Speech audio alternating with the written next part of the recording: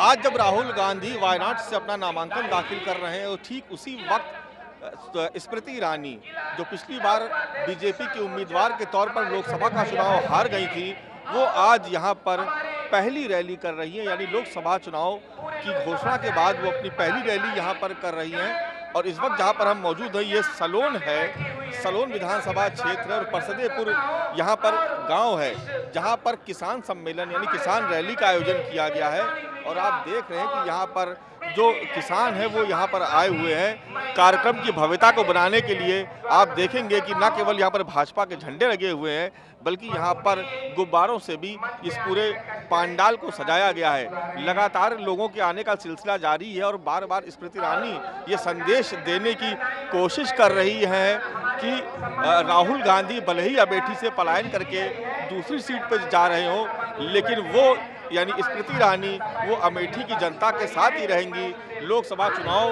में हारने के बाद भी वो लगातार 5 साल यहाँ पर सक्रिय रही और अभी भी वो लगातार यहाँ पर काम करेंगी। 2 दिन का दौरा है उनका। इस 2 दिन के दौरे में जो अपनी शुरुआत कर रही हैं वो यहाँ पर पहली रैली यानी किसानों के साथ जो उनका आमना सामना होगा वहाँ से वो शुरुआत कर रही है। किसानों को संबोधित करेंगी और उसके बाद जो पूरे दिन का कार्यक्रम है वो पूरे दिन जो अमेठी की विधायक हैं वो गरिमा सिंह, पूर्व विधायक तेजभान सिंह और तमाम जो दूसरे जो नेता हैं अमेठी से जुड़े हुए उनसे वो मुलाकात करेंगी, उनके आवास पर जाएंगी और चुनाव की रणनीति को लेकर के चर्चा करेंगी।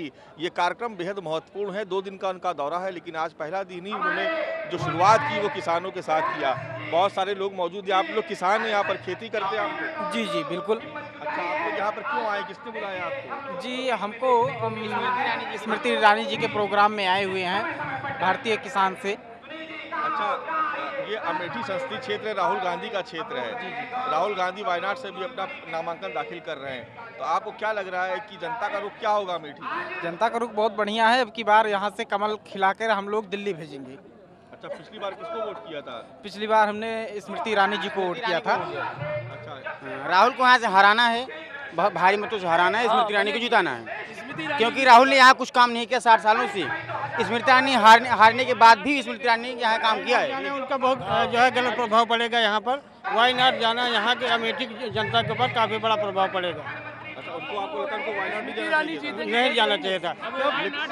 लेकिन ये कहा जाता है कि अमेठी की पहचान गांधी परिवार से है। गांधी परिवार से थी तो फिर उनको वायनाड जाने की क्या जरूरत थी? फिर यहाँ से लड़ते, जब हम लोगों के ऊपर उनको विश्वास था तो यहाँ से लड़ते। वायनाड गए हैं तो हम लोगों के लिए स्मृति ईरानी ही है।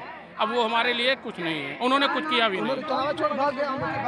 वायनाड जब गए हैं डर की वजह से, क्योंकि 2009 में जब चुनाव हुआ था तो राहुल गांधी करीब 3.5 लाख वोटों से जीते थे। इस बार 2014 में 1 लाख हो गई लीड। इस बार वो 2 लाख से हारेंगे, यही डर से भगे हैं वायनाड। आप देख रहे हैं कि लोगों का कहना है कि राहुल गांधी वायनाड चले गए, जो फैसला उनका ठीक नहीं था, उनको अमेठी में रहना चाहिए था। और इस बार वो लोग दावा कर रहे हैं, हालांकि ये बीजेपी के समर्थक हैं जो भी किसान आए हैं ये यहाँ पर, लेकिन इनका ये दावा है कि इस बार स्मृति ईरानी ज़रूर जीतेंगी। और इसी एहसास की वजह से राहुल गांधी ने वायनाड में भी अपना नामांकन दाखिल करने का फैसला किया।